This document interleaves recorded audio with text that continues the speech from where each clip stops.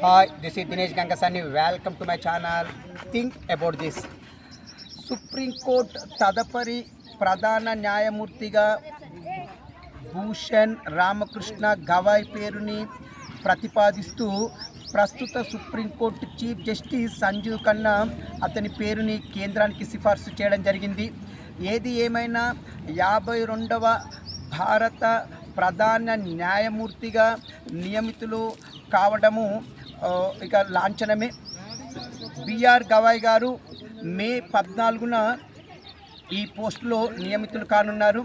ఇప్పటి వరకు ఉన్నటువంటి సంజీవ్ ఖన్నా పదవీ కాలము మే 13న ముగియనుండగా ఆ తదుపరి సుప్రీంకోర్టు ప్రధాన న్యాయమూర్తిగా బిఆర్ గవాయ్ నియమితులు కానున్నారు.